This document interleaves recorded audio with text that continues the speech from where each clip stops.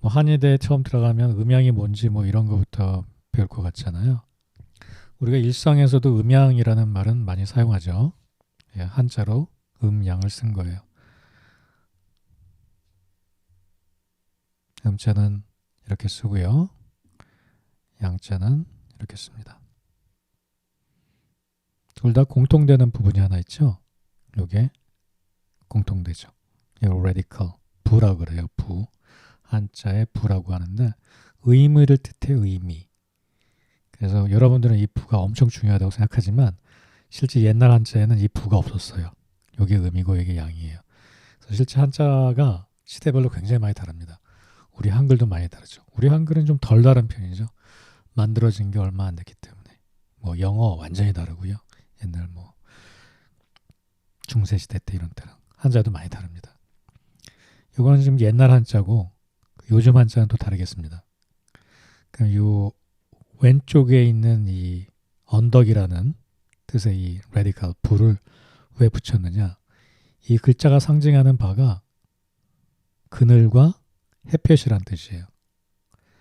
그러니까 요게 운자인데 뭐 말하는 것도 운이고 구름도 운이에요.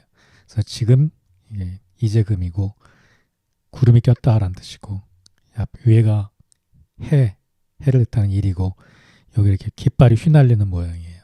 그래서 햇살이 언덕에 비추는 거고 요건 그늘이 언덕에 들이온 거예요. 그 음양이라는 것은 무엇이냐? 추상적으로 아무런 정의를 내리지 않습니다. 글자 자체가. 우리는 음양이라고 하면 어떤 독특한 의미를 갖는 것 같지만 실제로는 그늘과 양지예요 하는 거랑 똑같아요. 우리가 음양이라는 좀 어려워 보이는 그 말이 실제로는 그늘과 양지, 미남과 추남, 남자와 여자 이런 음양의 한 가지 예에 지나지 않습니다. 음양을 우리가 그림으로도 많이 표현하는데요. 음양을 가장 잘 표현한 그림이 저는 이 그림이라고 생각해요. 돌고 돌고 또 검은 것 속에 흰 것이 있고 흰 것 속에 또 검은 것이 있고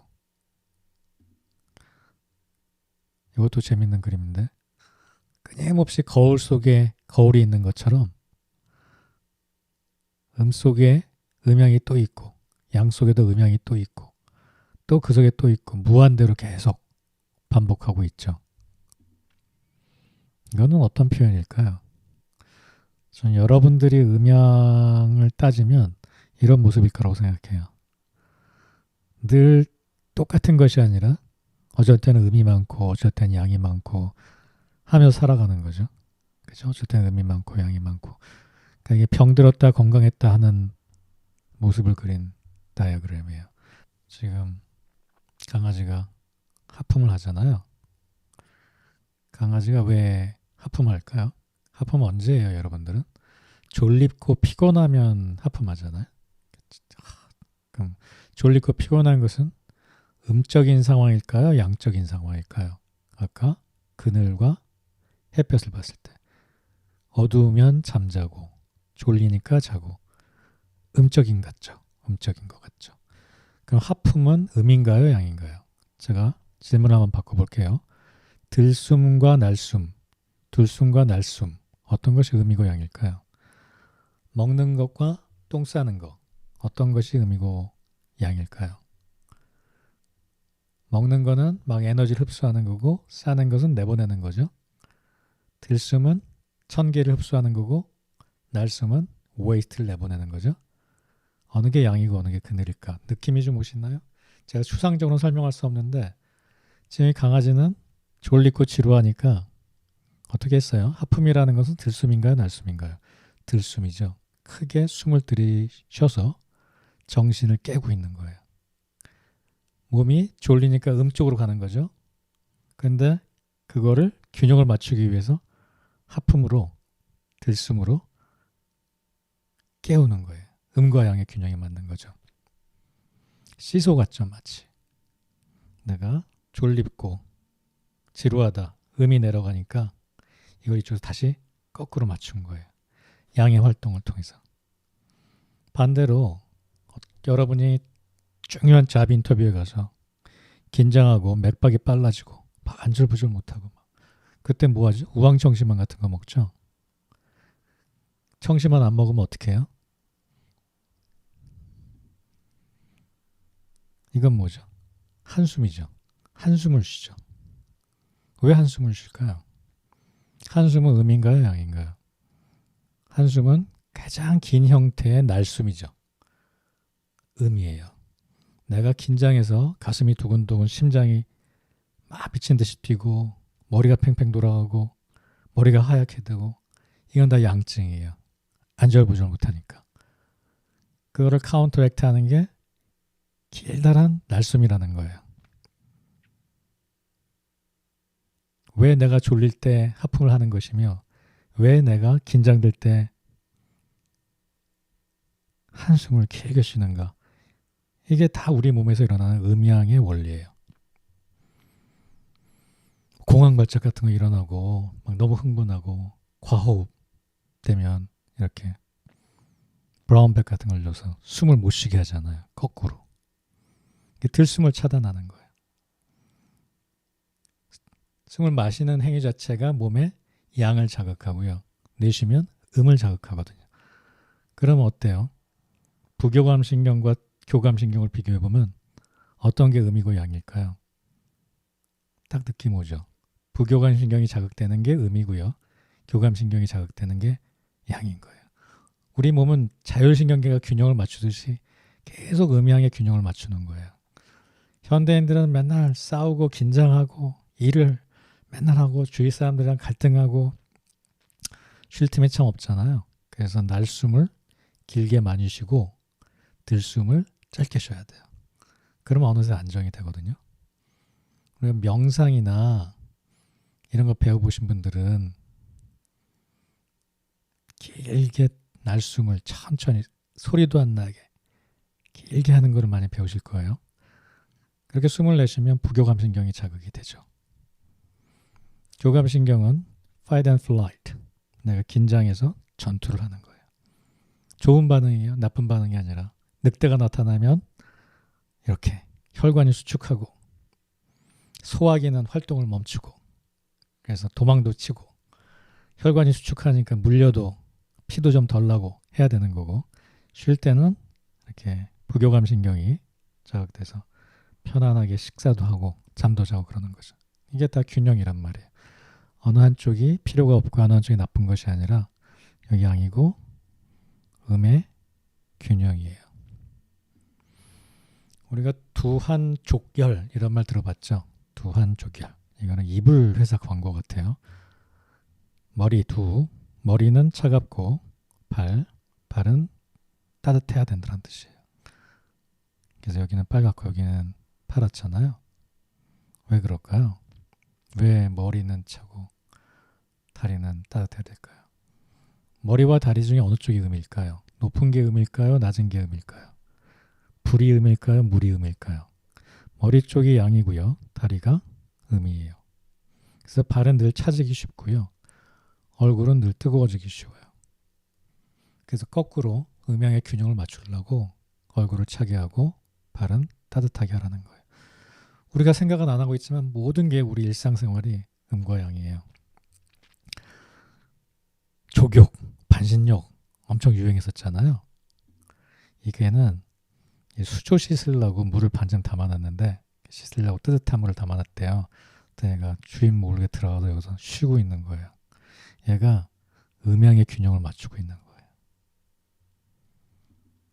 너무 귀엽죠.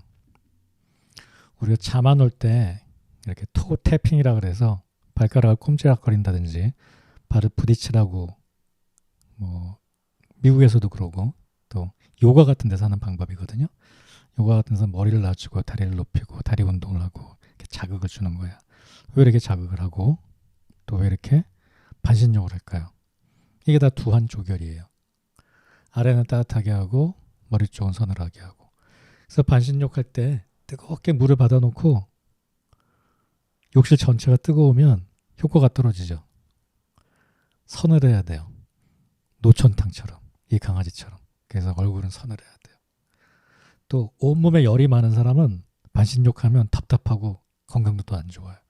음양의 원리로 따지면 발이 찬 사람들이 반신욕을 해야 되는 거예요. 얼굴로는 열이 오르고. 마찬가지로 잠자는 것이라는 건 음의 상태로 우리가 들어가는 거거든요. 다리 쪽으로 피가 가야 돼요. 머리 쪽으로 피가 가면 머리가 팽팽 돌아요. 일을 하게 돼요. 저렇게 발을 태핑하고 다리를 운동하는 방법으로 다리 쪽으로 피를 혹은 기운을 몰아주는 거예요. 그래서 쪽으로 우리 시소가 기울어지도록. 근데 우리가 자꾸 자극적인 것에 노출이 되면 머리로 피가 몰리겠죠. 막 생각을 하고 눈이 뻑뻑해지고 그러면 이제 잠을 못 자는 거죠. 이게 다 음양이에요. 우리가 일상에서 접하는. 어떤 아줌마가 은퇴한 다음에 바닷가가 보이죠. 물 한 개도 있고 숲속에 집을 사서 갔어요. 근데 이분이 평소에 몸이 차고 잘 부어요, 몸이.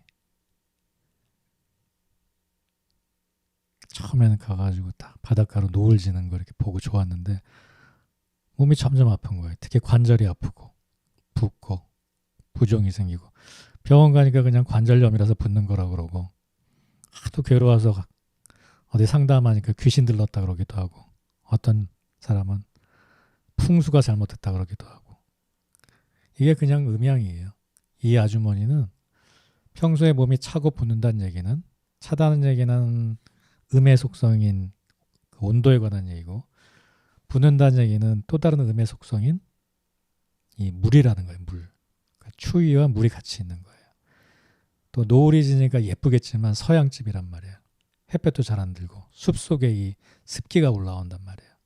그러니까 평소에 몸이 차고 또 습기가 있는 이런 음의 속성을 가진 체질이 이렇게 음이 많은 데 가니까 음양의 균형이 깨지는 거예요. 그러니 이게 귀신 들린 것도 아니고 뭐 풍수라고 볼 수도 있겠지만 이런 분들은 햇빛 잘 드는 데 가야죠.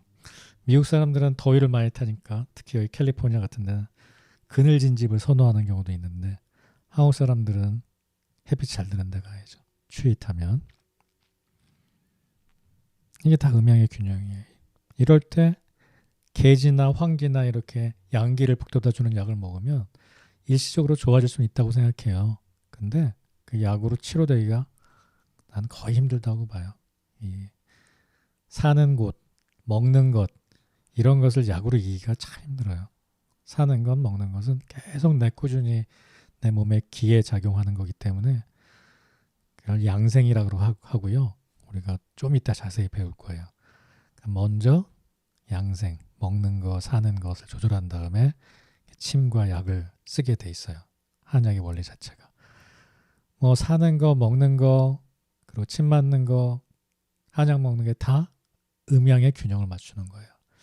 이렇게 차갑고 습한 사람이 바닷가 가서 관절염이 심해졌으면 약도 뜨거운 에너지를 가진 약을 써요. 아까 말한 개지나 계피 얘기하는 거예요. 인삼이나 황기나 이런 걸 쓰게 되는 거예요. 이 균형이 깨지면 병이 걸리는 거거든요. 근데 현대인들은 대부분 음양을 무시하고 살아요. 뭐 여러분들이 보면 하루에 8시간씩 그 이상 컴퓨터 앞에 앉아서 일을 하잖아요. 그거는 음양이 깨진 거예요. 사람이 이렇게 몸이 접혀져 있으면 음쪽으로 몸이 간 거죠. 펴는 건 양쪽으로 가는 거죠. 계속 이게 균형을 잡아야 되는데 아까 태극마크가 끊임없이 돌아가듯이 우리는 계속 한쪽으로만 가고 있는 거죠. 짐에 가보면 정말 상체가 너무너무 튼튼한데 상체 운동만 하는 사람들이 있어요. 아마 그럴 거예요. 나는 상체 운동 조금만 해도 이렇게 근육이 잘 붙는데 다리는 정말 안 붙네. 어떤 사람은 골반은 넓고 어깨는 좁은데 계속 다리 운동만 하는 사람이 있을 거예요. 그게 자기가 잘하는 거거든요. 그러면 이제 음양의 균형이 안 맞아요. 이렇게 상체로만 운동을 하면 기도 위로 같이 올라가요. 그 뭐 두통, 불면, 성격도 나빠져요. 성격도 급해지고. 이게 다 양이에요. 음과 양의 시소가 깨지는 거죠. 이제 우리처럼 막 8시간씩 컴퓨터 하는 사람은 이게 다 기가 위로 올라가 있어요. 음양의 순환이 깨져서. 저렇게 막 일하다가 야 이제 좀 쉬어야겠다고 뭐 하는지 아세요? 컴퓨터로 게임해요. 그러면 음향이 하나도 안 맞는 거예요. 이렇게 컴퓨터를 하다가는 쉴 때는 어떻게 해야 되냐면 다리 운동을 해줘야죠. 다리 쪽으로 기가 가야 되니까. 상체는 스트레칭 해줘야 돼요. 이게 다 음향이에요. 우리는 사실 음향을 다 알고 있어요. 그냥 이대로 살고 있었어요. 우리 강아지도 졸리면 하품하고요. 근데 우리 욕심이 눈을 가려요. 그러면 음향을 무시하는 거예요. 내 몸이 얘기하는 게 하나도 안 들리는 거죠. 몸을 찬찬히 바라보는 게 명상하고 그러는 거예요. 그러면 사실 한약을 배우지 않아도 음향이 뭔지 알아요. 이미 알고 있는 거죠, 여러분들이. 피곤하고 졸리면 하품이 납니다. 음향의 균형으로 설명하세요. 평소 추위를 많이 타고 몸이 잘 붙는 사람이 시애틀로 이사를 했더니 몸이 많이 아픕니다. 왜 그렇고 또 어디로 이사를 하면 몸이 괜찮아질까요? 이게 실제 한약에서 쓰이는 음향이고요. 졸업할 때까지 이 얘기가 여러분들 머릿속에 계속 남았으면 좋겠어요. 재밌죠? 음향이. 그죠? 음향이 어떻게 생겨났는지, 왜 이런 생각을 하게 됐는지 그 이야기를 오늘 풀어볼 거예요.